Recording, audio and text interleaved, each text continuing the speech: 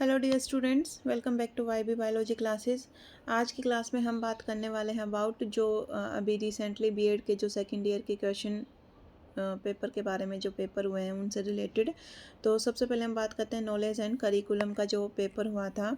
BEd के जितने भी पेपर आते हैं उनमें क्या होता है कि ये फर्स्ट क्वेश्चन में 16 नंबर का 5 क्वेश्चन हमें करने हैं, 16-16 नंबर के। तो जो फर्स्ट क्वेश्चन आता है उसके अंदर क्या आएगा कि 4 ABCD करके 4 क्वेश्चन आते हैं 4-4 नंबर के, जो कि कंपलसरी है। क्वेश्चन नंबर फर्स्ट कंपलसरी है, इसमें हमें कोई चॉइस नहीं मिलती।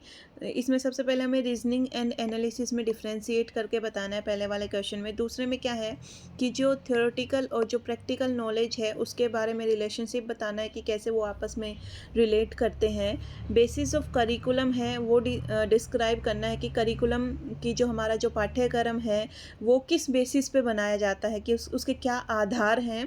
Then meaning of curriculum change, की जो पाठ्यक्रम है उसमें अगर हम चेंज करते हैं तो उसका क्या मतलब है, कि क्यों चेंज किए जाते हैं और चेंज करते हैं तो उसका मतलब क्या है।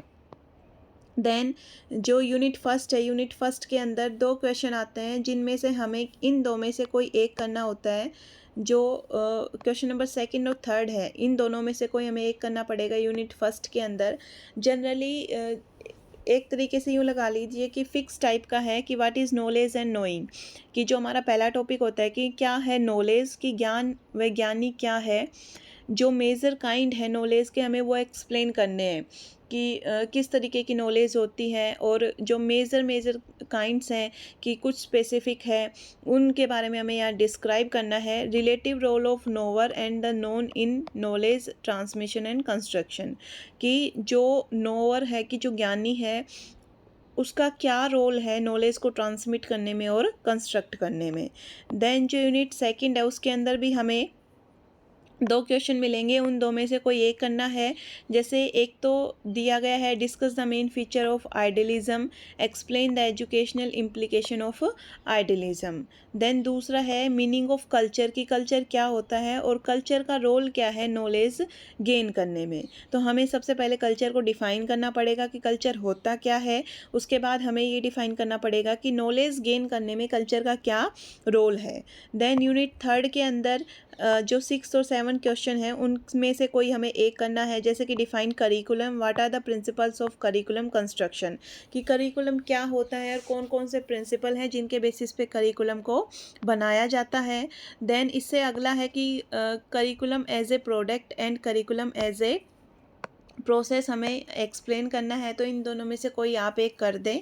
यूनिट 4 के अंदर जो 8 और 9 क्वेश्चन है, इन दोनों में से कोई एक करना है कि कंपोनेंट्स कौन कौन से रिक्वायर होते हैं करिकुलम डेवलपमेंट के लिए, और करिकुलम चेंज की क्या ज़रूरत होती है, कौन कौन से फैक्टर अफेक्ट करते हैं करिकुलम चेंज को। तो ये पेपर काफ़ी इजी होता है। इसके जो क्वेश्चंस हैं वो कुछ मतलब दूसरे जो पार्ट है थर्ड और फोर्थ यूनिट वो करिकुलम बेस्ड है और काफ़ी इजी क्वेश्चन आते हैं, बिल्कुल भी हार्ड नहीं आते, आप आराम से पढ़ के इन्हें कर सकते हैं।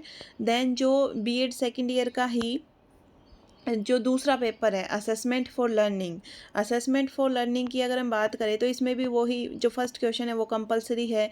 इसके अंदर कौन कौन से क्वेश्चन है कि meaning and qualitative assessment, open book examination क्या होता है, इवेलुएशन की हमें नीड क्यों, ज़रूरत क्यों पड़ती है, चेक लिस्ट क्या होती है।